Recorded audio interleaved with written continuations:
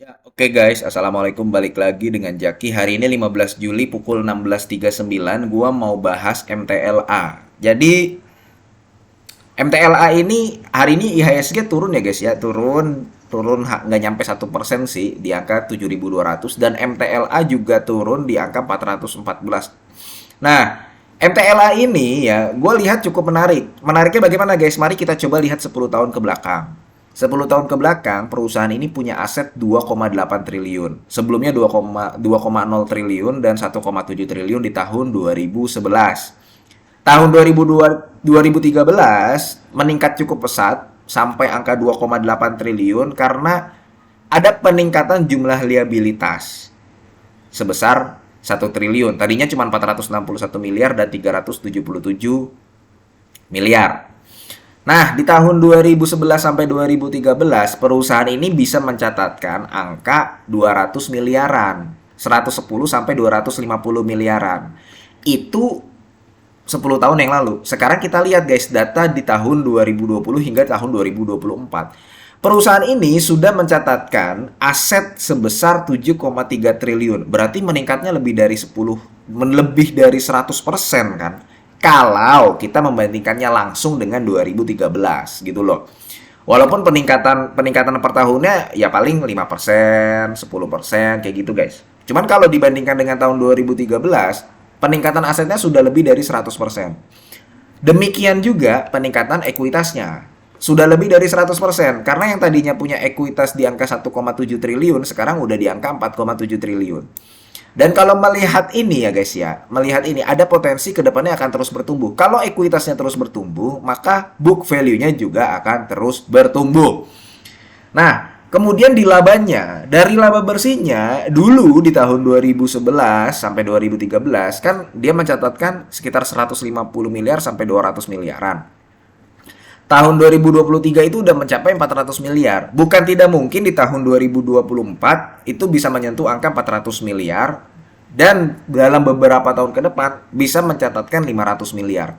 Nah, dasarnya apa guys? Kan yang ditanyakan dasar lu jangan cuma ngawang-ngawang doang, Jak. Begitu, Jak. Dasarnya apa? Kan gitu.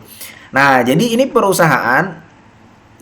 perusahaan punya total luas wilayah sebesar 1.200 hektar.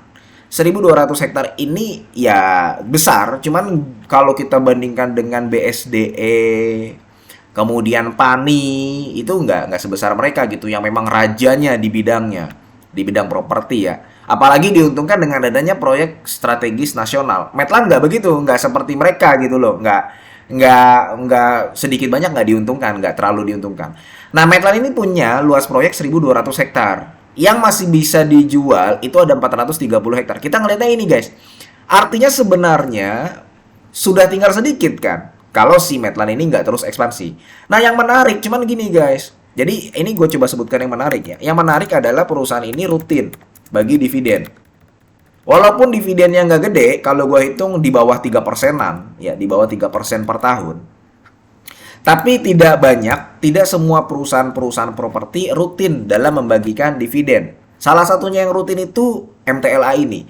Kemudian yang kedua, yang menarik adalah hutangnya sehat.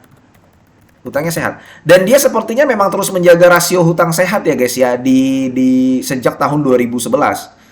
Jumlah liabilitas terhadap asetnya tuh kecil gitu loh. Di tahun 2024 dan 2023 pun sama gitu loh. Ya di segini dia terus menjaga rasio hutang terhadap ekuitasnya. Jadi bisa dikatakan ini perusahaan yang hutangnya sehat. Kemudian yang ketiga itu Kertajatinya itu yang tadi gue sebutkan. Jadi kan dia punya proyek Kertajati di wilayah Kertajati, Jawa Barat. Dan proyek ini lebih besar dibandingkan proyek-proyek yang ada di wilayah Tangerang, di wilayah Bekasi gitu. Ini lebih besar gitu loh. Nah, yang menarik adalah tadi gue iseng-iseng ngecek juga, sebenarnya memang ke depan akan ada pembangunan yang cukup banyak gitu ya, yang pembangunan yang cukup banyak di wilayah sini guys. Karena kita tahu dia kan dekat dengan Kertajati International Airport. Ya, proyeknya Medlan itu dekat dengan Kertajati International Airport, nggak jauh. Walaupun kalau kita lihat Bandara Kertajatinya itu nggak bisa dibandingkan dengan Soekarno-Hatta, masih masih jauh gitu loh, masih nggak ramai seperti Soekarno-Hatta. Kemudian ada juga Pelabuhan Patimban. Pelabuhan Patimban yang ada di wilayah Jawa Barat di Indramayu ini, ya kan? Di wilayah Indramayu. Dan itu kalau memang lokasinya sebenarnya ya, sebenarnya kalau kita hubung-hubungkan, yang nggak deket-deket amat. Cuman ini yang mau gue tunjukkan adalah adanya pembangunan, potensi pembangunan yang cukup besar di wilayah Jawa Barat ini. Gitu loh guys. Karena kenapa? Ya karena di wilayah sini guys udah crowded di wilayah Jakarta. Karena Patimban ini kan bisa dikatakan saingannya yang Tanjung Priuk juga, saingannya IPCC loh, IPCC, IPCM, Patimban tuh. Nah, sekarang Medland Kertajati juga ada di dekat wilayah sini. Sini nih di wilayah sini, di wilayah Jawa Barat. Nah, ini guys. Jadi itu hal yang menarik dalam beberapa waktu ke depan. Di beberapa waktu ke depan ini jangan disimpulkan 1 tahun 2 tahun ke depan ya guys. Enggak guys. Membangun wilayah itu ya, termasuk untuk perusahaan properti kayak Medland ya, itu nggak bisa waktu 5 tahun, itu nggak bisa dalam waktu 10 tahun ke depan, 15 tahun ke depan. Nah, itu guys yang mau gue sampaikan ya guys. Jadi jangan dibayangkan ini menarik nih dalam 1 sampai 2 tahun ke depan. Enggak. Menariknya dalam jangka yang sangat panjang sekali karena ya itu kan kita udah lihat datanya dari 10 tahun yang lalu. Cuman data ini menunjukkan bahwa perusahaan nggak diem gitu loh. Perusahaan nggak diem aja, kemudian perusahaan melakukan sesuatu dan dalam 10 tahun terakhir perusahaan bertumbuh.